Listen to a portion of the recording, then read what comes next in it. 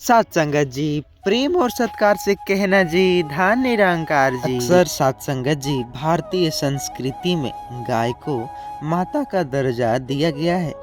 इसे समृद्धि, शांति और शुभता का प्रतीक माना जाता है। कहते हैं गाय को भोजन कराना पुण्य का कार्य है और यदि विशेष दिनों पर इसे कुछ विशेष वस्तुएं खिलाई जाए तो इससे हर मनोकामना पूरी भी हो सकती है। सत्संगत जी, दास विनती कर रहा है, कोई त्रुटि हो जाए क्षमा कीजिएगा। चैनल पर नए होंगे चैनल को सब्सक्राइब कीजिएगा। लेकिन आइए एक ऐसी कहानी की तरफ चलते हैं जिसे सुनने के बाद आपकी रूह कांप जाएगी। मात्र वो कौन सी वस्तुएं खिलानी परंपरा है जिससे 1 जनवरी को गाय को 10 वस्तुएं खिलाने का परंपरा नकारा और उसके जीवन में ऐसी घटना घटित होगी जीवन उसके पूरे अस्तित्व को बदल देगा। यह कथा अर्जुन नामक एक व्यक्ति की है। अर्जुन एक छोटे से गांव में रहने वाला एक किसान था। वह मेहनती तो था लेकिन उसकी किस्मत हमेशा उसका साथ नहीं देती थी। उसकी फसल खराब हो जाती थी, घर में पैसे कर्ज में डूबा था। ऐसे पैसे नहीं थे कि वह अपना कर्जा चुका सके और अपनी पत्नी और बच्चे भूख से परेशान रहते थे। गांव के लोग का मानना था कि अर्जुन की समस्या कारण उसकी आस्था की कमी थी। गांव के पुजारी ने अर्जुन से कहा, अर्जुन, तुम गाय को भोजन कराना सबसे बड़ा पुण्य का काम होता है। विशेषकर 1 जनवरी के दिन गाय को 10 पवित्र वस्तुएं खिलाना जिससे वे सारे संकट दूर हो सकते हैं। अर्जुन ने हंसकर जवाब दिया, पुजारी जी, गाय को खिलाने से मेरा कर्जा चूक जाएगा, मेरी फसल हरी हो जाएगी। यह सब अंधविश्वास है। मैं इस अंधविश्वास को नहीं मानता। मैं मानता हूँ मेहनत ही सब कुछ है।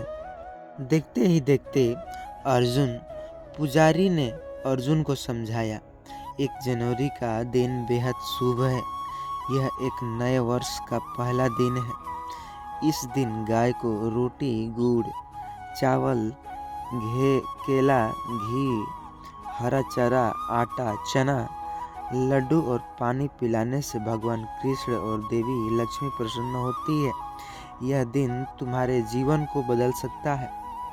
लेकिन अर्जुन ने पुजारी की बात को अनसुना कर दिया। उसने कहा, मैं मेहनत पर विश्वास करता हूँ, न कि इन धार्मिक कृत्यों पर। 1 जनवरी को सुबह पूरा गांव गायों को भोजन कराने के लिए इकट्ठा हुआ। हर कोई अपना श्रद्धा से 10 वस्तुएं लेकर आए, लेकिन अर्जुन अपने खेतों में काम करने चला गया। रास्ते में उसे एक गाय जो कि बूढ़ी थी, वह उसे दिखी जो भूख से तड़प रही थी। गाय ने अर्जुन की ओर देखी, जैसे ही उससे भोजन की याचना कर रही हो। अर्जुन ने कहा, मेरे पास तुम्हें खिलाने के लिए कुछ नहीं है। गाय ने धीरे से रंभाई और जंगल की ओर चली गई। उसी समय आसमान पर काले बादल छा गए। गांव में अक्सर देखे ही हैं, हवा में अजीब सी गूंज सुनाई दी।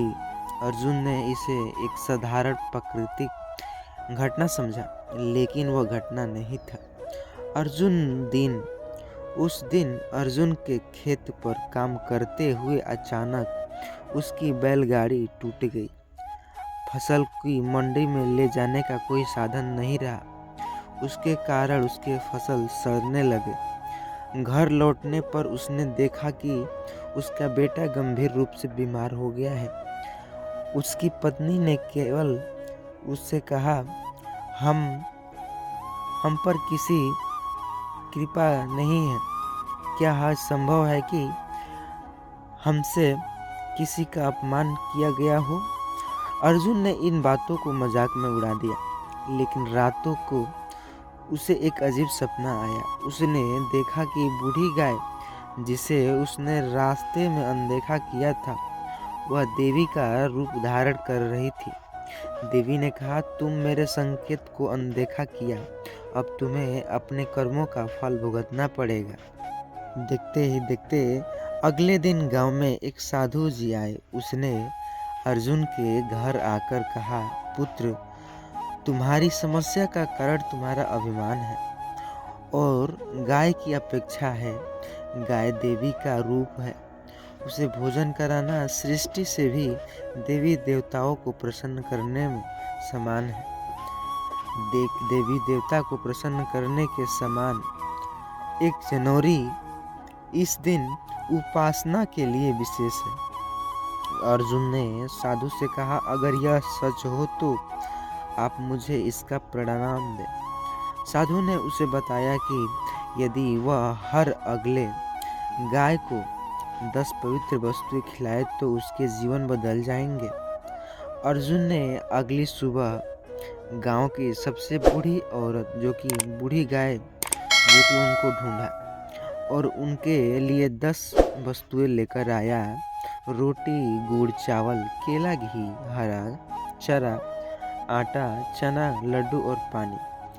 उसने गाय को श्रद्धा से खिलाया और प्रार्थना की, हे गौ माता, मेरी गलतियों को क्षमा करें, कृपया मेरे जीवन में शांति और समृद्धि लाए।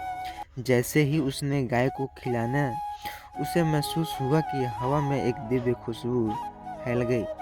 गाय ने अपनी आंखों में आशीर्वाद लेते हुए उसे अर्जुन की ओर देखी और उसी समय गांव में बारिश होने लगी जो उसकी सूखी फसल जीवन दान देने लगी। अर्जुन के खेतों में अनाज लहलहाने लगा। उसकी बेटी पूरी तरह से स्वस्थ हो गई। उसके कर्जदार सब कुछ बेचूट हो गए। अचानक उसके कर्ज माफ हो गए। गांव के लोग अर्जुन के घर आकर पूछने लगे कि यह चमत्कार कैसे हुआ। फिर अर्जुन ने यह सब गाय की कृपा बताया। 1 जनवरी के दिन गाय को भोजन कराना सचमुच चमत्कारी है। मैंने अपनी भूल से सीख कि गाय की सेवा जीवन में सभी संकटों को हर सकती है। गाय केवल एक पशु नहीं बल्कि एक देवत्व का प्रतीक है। 1 जनवरी को 10 पवित्र वस्तुएं खिलाएं, जीवन के कष्ट दूर होते हैं, स्वास्थ्य और समृद्धि प्राप्त होती है, परिवार में शांति और प्रेम बढ़ता है, फसल और व्यापार में वृद्धि होती है। याद रखें, गौ सेवा केवल पुण्य का कार्य नहीं बल्कि जीवन में चमत्कार लाने का माध्यम भी है। साथ संगत जी, प्रेम और सत्कार से कहना जी, धन निरंकार जी। साथ ही जब हम सवेरे उठते हैं तो हमें सवेरे में जो कि सूर्य देव दिखते हैं, उनके ऊपर जल चढ़ाने से ही लेकर एक ऐसी कहानी है जिसे 3 चीज़ों खिला देने से उस व्यक्ति की क्या होगी, आइए जानते हैं। यह एक ऐसी कहानी है जिसे सुनकर ही अंदाज लगा सकते हैं। अगर यह कहानी मानो, यह कहानी एक ऐसी है कि जैसे सुनने के बाद आपके सच में रूबरू रूह कांप जाएगा। चलिए सुनते हैं। जल चढ़ाने से लेकर सूर्य देव की आराधना तक, वह उनकी कृपा जो हमें सूर्य रोशनी देते हैं। सूर्य देव जगत के पालन करता और ऊर्जा के स्रोत अपनी प्रचंड किरणों से सृष्टि को जीवन प्रदान करते हैं, लेकिन उनके क्रोध का सामना असंभव है। कहते हैं जिन्होंने उनकी पूजा में अशुद्धता, अहंकार या अनादर किया है, उनके जीवन में अंधकार छा गया है। एक बार राजा विक्रम ने उनके नियमों की अवहेलना की थी। सूर्यदेव ने अपनी किरणों की आग में बदल दिया उन्हें, जिससे उसकी समृद्धि जलकर के राख हो गई और सूर्यदेव के प्रकोप से सृष्टि भी कांप उठती है। यह चेतावनी मात्र कि उनकी पूजा में शुद्धता और श्रद्धा होना चाहिए, वरना परिणाम भयावह हो सकता है। ऐसे ही भगवान सूर्य देव को प्रतिदिन जल चढ़ाना भारतीय परंपरा का एक महत्वपूर्ण अंग है। इसे व्यक्ति के जीवन में शांति, स्वास्थ्य और समृद्धि का प्रतीक माना जाता है। लेकिन यह प्रक्रिया जितनी शुभ है उतनी ही संवेदनशील भी है। यदि इसमें कोई त्रुटि हो जाए तो भगवान सूर्य क्रोधित भी हो सकते हैं। एक कहानी के माध्यम से आइए समझते हैं कि क्या सच में सूर्यदेव क्रोधित होते हैं जो जल नहीं चढ़ाते हैं। सत्संगत जी, वीडियो को अंत तक देखिएगा ताकि हम वो कौन सी गलतियां जो कि जान सके, जो कि सूर्यदेव को जल चढ़ाने से लेकर के जल न चढ़ाने से लेकर के वो मात्र कौन सी गलतियां है जान सके। अक्सर चलते हैं कहानी के तरफ। एक कहानी अर्जुन की है जिसने सूर्यदेव की पूजा में 10 गलती की है और अपने जीवन में भयानक संकटों का बुलावा दिया है। यह एक गाथा नहीं है, एक कहानी जिसे आप सुनकर के झकझोर देगी आपकी जिंदगी जीवन में, बल्कि सूर्यदेव की पूजा के नियमों का भी महत्व सिखाएगी। आइए सीखते हैं। अर्जुन एक युवा और महत्वाकांक्षी किसान भी था। वह अपने खेतों में सूर्य की रोशनी और बारिश का भी महत्व समझता था। गांव के बुजुर्ग कहते थे, सूर्य देव की कृपा के बिना फसल नहीं उगती। उनका पूजन अन्न और धन दोनों का स्रोत है। लेकिन अर्जुन इन बातों पर यकीन नहीं करता था। वह सोचता था कि मेहनत की सब कुछ है। वह पूजा पाठ को समय की बर्बादी मानता। उनके पिता हरिदास एवं शिव और सूर्य भक्त थे। हरिदास ने अर्जुन को कई बार सूर्य देव की पूजा के महत्व को समझाने की कोशिश की, लेकिन अर्जुन ने उनकी बातों को कभी गंभीरता से नहीं लिया। गांव में एक परंपरा थी कि हर रविवार को नदी किनारे जाकर भगवान सूर्य को जल चढ़ाते थे। गांव वालों का मानना था कि यह उनकी फसल और स्वास्थ्य के लिए जरूरी है। लेकिन अर्जुन ने एक दिन अपने दोस्तों से कहा, यह सब अंधविश्वास है। फसल मेहनत से उगती है, न कि भगवान की कृपा से। मैं सूर्य को जल चढ़ाने की प्रक्रिया को खुद गलत साबित करूंगा। उसने एक दिन निर्णय किया कि वह सूर्य देव की पूजा करेगा, लेकिन उसमें वह सभी नियमों तोड़ेगा जो उसे बेमतलब लगते हैं। सूर्य देव को जल चढ़ाने के लिए शुद्ध जल का उपयोग करना अनिवार्य है। यह उस शुद्ध का प्रतीक है। लेकिन अर्जुन ने नदी के गंदे पानी का उपयोग किया। गांव के पुजारी ने उसे टोका, अर्जुन, सूर्य देव को जल चढ़ाने समय अशुद्ध जल का उपयोग करना महापाप है। इससे सूर्य देव क्रोधित हो सकते हैं। अर्जुन ने हंसकर कहा, पानी तो पानी है, इसे शुद्ध या अशुद्ध मानना बेकार है। जैसे ही उसने जल चढ़ाया, आसमान से बादल छा गए और सूर्य की चमक फीकी पड़ गई। गांव वालों ने इसे अनहोनी का संकेत माना। अगली बात, सूर्य देव को जल चढ़ाने का सबसे अशुभ समय सूर्योदय है। लेकिन अर्जुन ने अपनी सहूलियत के लिए अनुसार, जैसे कि वह सोचा कि मैं जो चढ़ाना है वह नहीं चढ़ाऊंगा, जो शुभ है जो अशुभ चीज़ चढ़ाऊंगा, वैसे ही वह दोपहर में जल चढ़ाया। उसने कहा, सूर्य तो दिन भर चमकते हैं, सुबह का क्या महत्व है। गांव के बुजुर्ग ने समझाया, सुबह का समय सकारात्मक ऊर्जा का प्रतीक है। अगर तुम इस नियम का पालन नहीं करोगे तो तुम्हारा इसके साथ दुष्परिणाम भी भुगतना पड़ेगा। अर्जुन ने उनकी बातों को नज़रअंदाज कर दिया। उसी दिन उसके खेत में जो कि कीट लगना शुरू हो गए, फसल खराब होने लगी। सूर्य देव को जल चढ़ाने के लिए तांबे के पात्र का उपयोग करना चाहिए। यह परंपरा न केवल धार्मिक है बल्कि वैज्ञानिक दृष्टिकोण से भी महत्वपूर्ण है। लेकिन अर्जुन ने प्लास्टिक के बर्तन का उपयोग किया। पुजारी ने उसे समझाया, तांबे का पात्र पवित्रता और ऊर्जा का प्रतीक है, इसका उपयोग करना अनिवार्य है। अर्जुन ने इसे अनसुना कर दिया।